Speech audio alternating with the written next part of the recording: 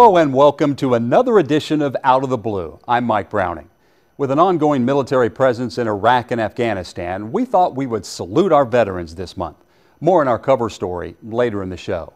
But first, 11 members of MTSU's ROTC Ranger Challenge team are headed to West Point next year to compete in the Sandhurst International Competition. The well-deserved trip to the military academy comes after the MTSU cadets took first place honors in a 44-team regional Bold Warrior Challenge in Fort Knox, Kentucky. This trophy is for you to win again next year or to lose. I challenge you to win it. As you see on the sides of it, they're blank. Guess what's going to be on the sides of these year after year? Those nameplates. Dominated, win next year, a job well done. It was a group effort. It was people that stepped up throughout the entire competition. And they all pulled together and they worked together as a team. And this Ranger Challenge team has done something they haven't done since 1999, which is win the Bold Warrior Challenge, Ranger Challenge for 7th Brigade. The last time actually they did this, it was they were actually part of 5th Brigade, and the competition was against only 20 other teams. The Bold Warrior Challenge is a two-day event that tests endurance as well as physical and mental strength. It includes land navigation, marksmanship, and patrolling skills. Another MTSU team proved its mettle, winning first place honors in one of two divisions of a 48-team mock trial competition held at the MTSU campus. These are students who compete as trial lawyers and witnesses in a mock courtroom. Now, we should note the team you are seeing here is an MTSU team with prosecutor Samantha Farish, who received a top 10 attorney award, but not the MTSU team that won the overall competition. The winning MTSU team, led by senior Rachel Harmon, with an 8-0 record, managed to defeat Kennesaw State, University of Georgia, University of Alabama, and the University of Tennessee. Dr. John Weil, Dean of the University Honors College, helps coach the MTSU competitors. Congrats. Well, nearly everywhere on the MTSU campus, excellence and success abound. But some achievements are more notable than others. MTSU recording industry professor and audio engineer John Hill won a Grammy for his work recording the Nashville Symphony.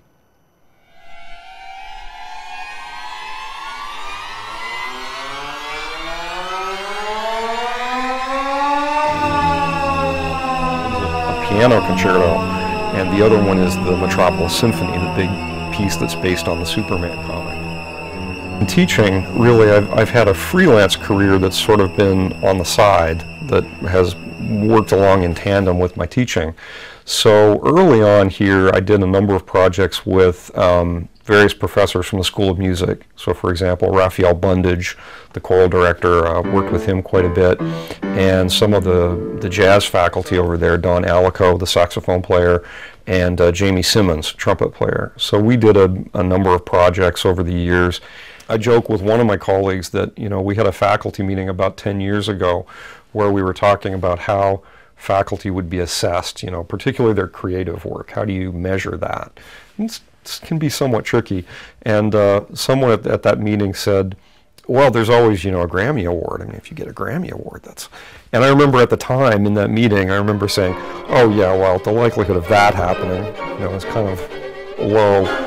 So I proved myself wrong.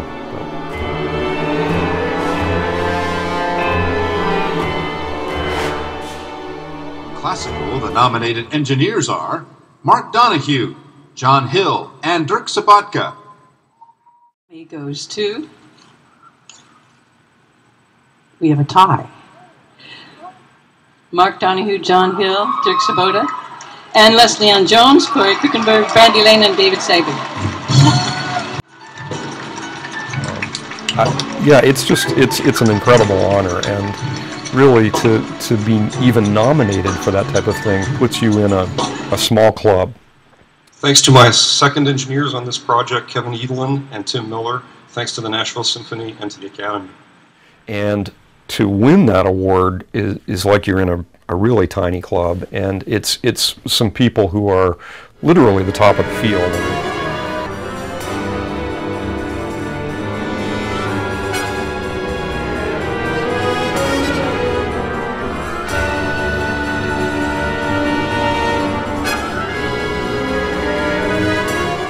Grammy and Emmy-nominated film composer George S. Clinton visited the MTSU campus to share his experience and expertise as a recording industry artist in residence. Clinton shared interesting insights into making it in the film music industry.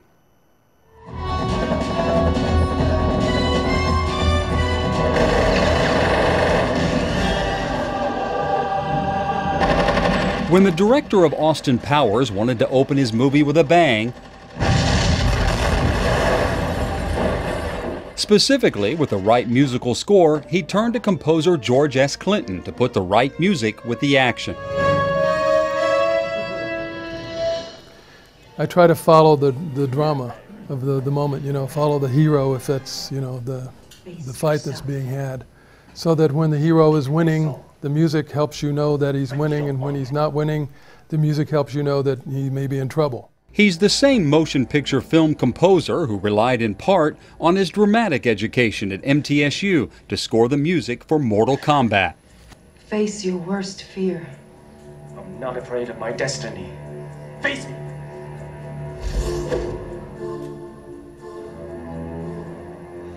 Lou. Chang. It can't be you. But if you're not able to, as a composer, react emotionally to what you're seeing and express that through your music, however your technique leads you and however much of it or little of it you have, then you're not going to be a very good film composer, because it's all about the story. Clinton offered up his wisdom to MTSU recording industry students. After all, he's a 1969 Blue Raider alumnus who played the tuba in the Band of Blue. A time he remembers not having enough money to pay for a dorm, so he slept in the orchestra pit of the Boutwell Dramatic Arts Building. But the best part of that, though, was after the guard had left on his final rounds, I would push the Steinway piano out into the middle of the stage and turn on all the blue lights and just sit there and play, in the middle of the night, just me. When Cheech and Chong heard his band one night, they asked Clinton to write music for their movie, not knowing he had never scored for a film. But luckily, it was Cheech and Chong, so how would they know? Clinton says a quick course at UCLA helped him learn technical film scoring skills, paving the way to write music for another Cheech and Chong movie, The Korskin Brothers. What I do when I get into when I know I'm going to be doing a particular kind of film, is I listen to as much of that kind of music as I possibly can. Not necessarily with the intention of ripping it off, but with the intention of putting me musically in that space. That's what he did with Cheech and Chong. For Mortal Kombat, he instituted what he called his Taiko Techno Orco concept for orchestra. Taiko would be the big Japanese taiko drums that I gotten into when I was into American Ninja. And then the techno would be like the Mortal Kombat song type music. And then the orco would, of course, be the orchestra that you would need for the real dramatic impact of the film. Clinton says he's always looking for the next gig, and he's never afraid of getting pigeonholed when someone's willing to pay him money to do what he loves. Besides, he says, it's all about adaptation, as a good friend once advised. He said, George, when I look at the business today, I feel like a blacksmith must have felt at the end of the 19th century. I have all these skills, I have all this equipment, but nobody wants a horseshoe on their car. So the lesson there is adapt or die, A lot of you people were born into the digital age. That makes you digital natives. People like me, we're digital immigrants, We have to learn how to live in your world. George Clinton has no doubt adapted from sheet music to the digital age with a little help from his educational beginnings at MTSU. The public event at the Bragg Mass Communication Building was part of the SunTrust Brian Williams Entertainment Studies lecture. Clinton also spent time visiting classes and critiquing graduate students' film scores. We'll be right back. Time after time, veterans step forward very humbly to be honored on the football field at halftime.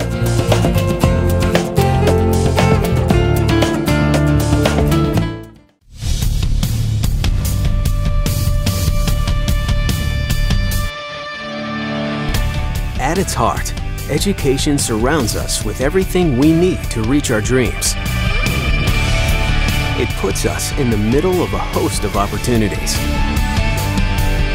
one university puts you in the middle of everything. Middle Tennessee State University, Tennessee's best.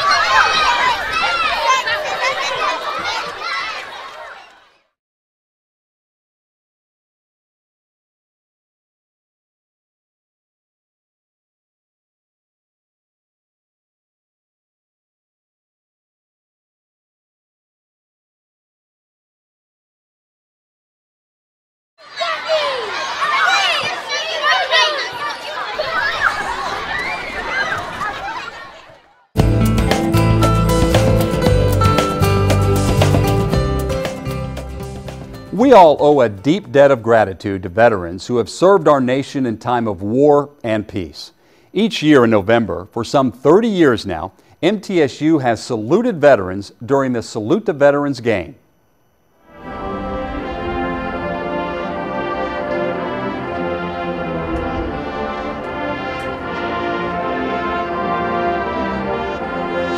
The families of MTSU alumni who have fallen in the line of duty to lead our veterans across the field.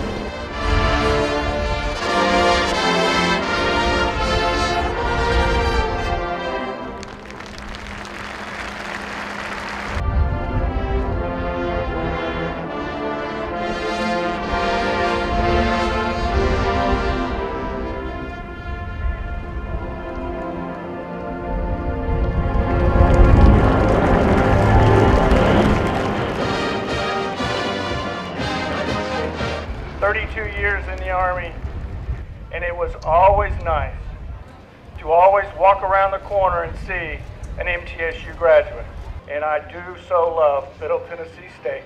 Thank you very much.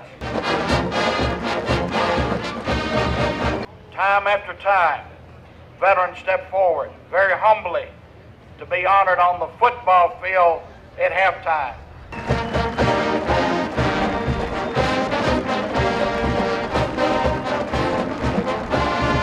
Make welcome our 2011 Dr. Joe Nunley Memorial Award State Senator Douglas Henry. We have recently added 3 new names to our wall, 2 from the Vietnam era and 1 from Afghanistan.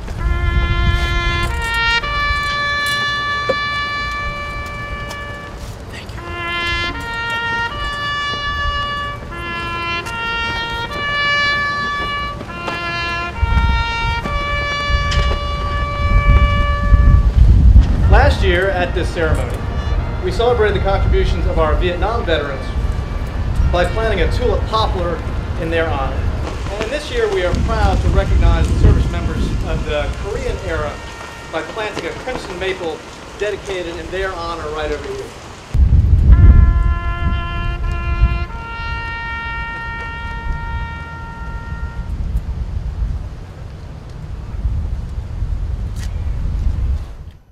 MTSU was recently named a military-friendly school for the 2nd year by GI Jobs magazine. The honor is given to only 15% of colleges, universities, and trade schools who actively promote services to veterans returning to school. For more information on how MTSU actively seeks to smooth the transition from military duty to academic success, visit mtsu.edu/military. Windbank Classics has called and emailed me several times asking when our next project is going to come through. I am True Blue. As a member of this diverse community, I am a valuable contributor to its progress and success. I am engaged in the life of this community. I am a recipient and a giver. I am a listener and a speaker. I am honest in word and deed. I am committed to reason, not violence. I am a learner. Now and forever. I am a Blue Raider. I am a Blue Raider. I'm a Blue Raider. True Blue.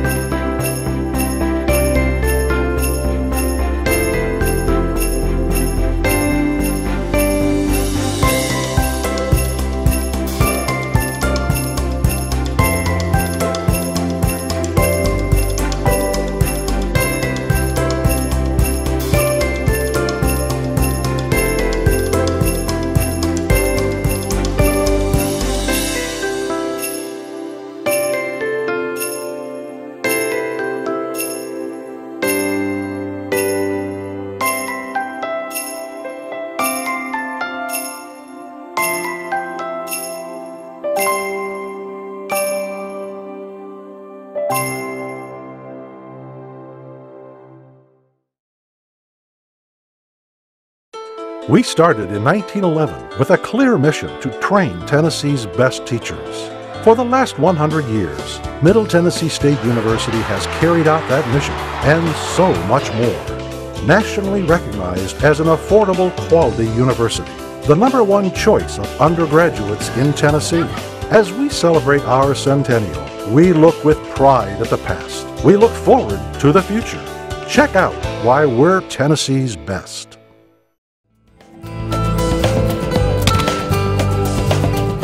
MTSU has a new brand to better promote its amazing talents in music, dance, theater, and the visual arts. The announcement coincided with promotion of a CD by the MTSU Wind Ensemble. So today we are announcing a new strategy, a new branding opportunity for MTSU. We call it MTSU Arts. And from now on, we will have a unified approach to the way we market and tell our story about the arts at the university. I think it's a great idea that we're launching this brand and redoubling our efforts to advertise what we do, to make it easy for the public to keep up with the many performances and exhibitions that go on campus. So we're very excited about the brand and about the chance to tell our story even more clearly than we've done in the past. And ultimately our goal is not only to celebrate what we're doing, but to get people in the community on campus more often.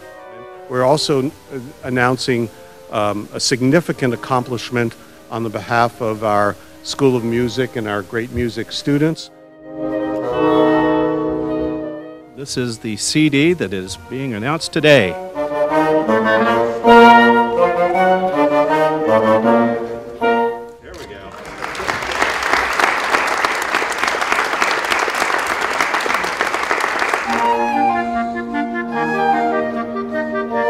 The CD through Naxos it's a huge deal for MTSU. For many people who may not realize, it's the largest classical recording label in the world. It's a juried acceptance. Not anybody gets in. It took us about 3.5 years for us to finally be able to crack the nutshell to get in. And the CD has been so well received that the executive director of that arm of the Wind Band Classics has called and emailed me several times asking when our next project is going to come through, because for them, they're looking at it from a marketing standpoint. For us, we're looking at it from a what can we do to get our word out.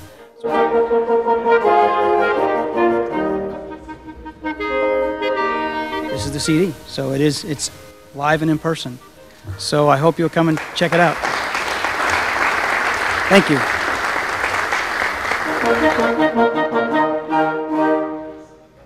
MTSU's 100,000-watt radio station, WMOT-FM 89.5, will be the broadcast home of MTSU Arts.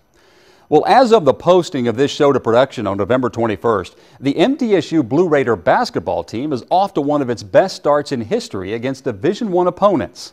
The Blue Raiders started the season with a 4-1 record, including the defeat of UCLA in Los Angeles 86-66 in a game that saw MTSU set several records.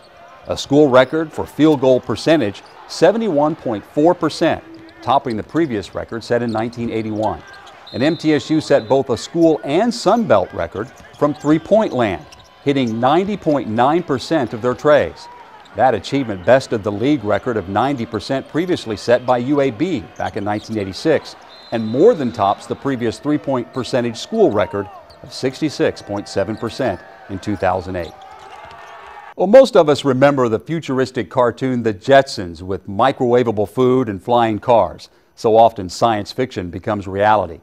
An innovative businessman established the Indigenous Technology Education Center, or ITEC, in 1996 to distribute unique tools, like a flying car, to Native peoples in frontier areas.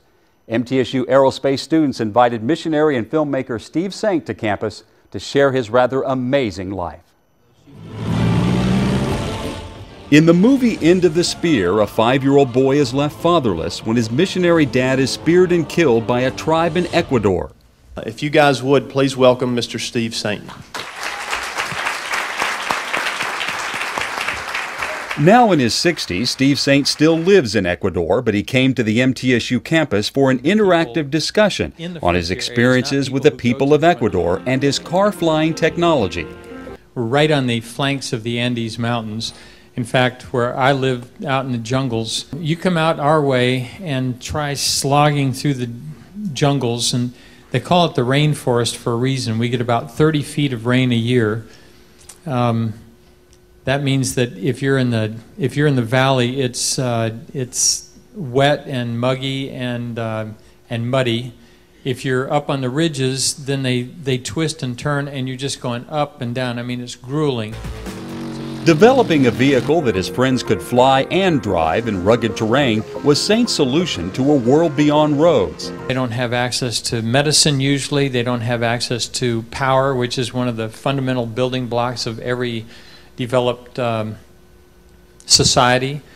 And you don't vote, or at least not in significant numbers. So what we do at ITEC, really not only the flying car, but healthcare, equipment, tools, and training methods. And the training methods are really the more creative part than the tools themselves.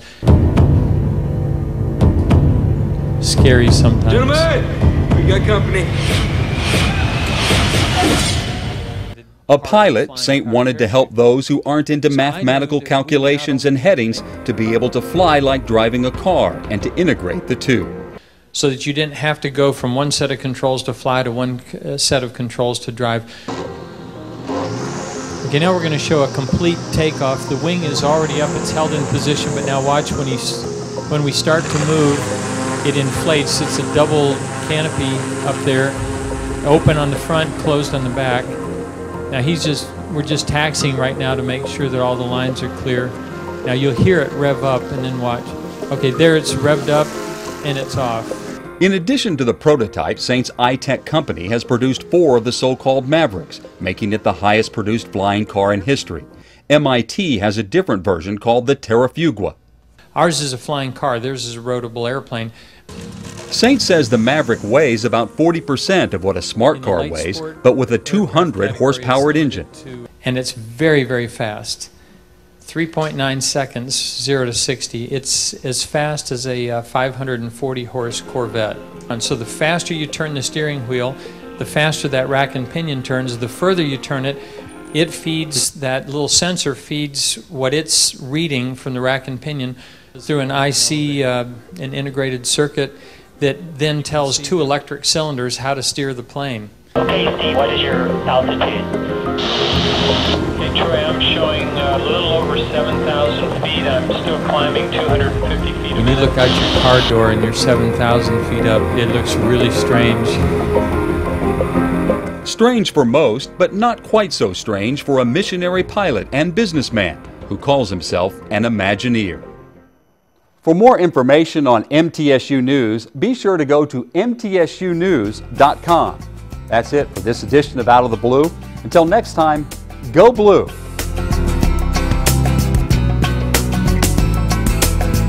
Join us in celebrating 100 years of MTSU history. Check out the Centennial Timeline at mtsu.edu/centennial.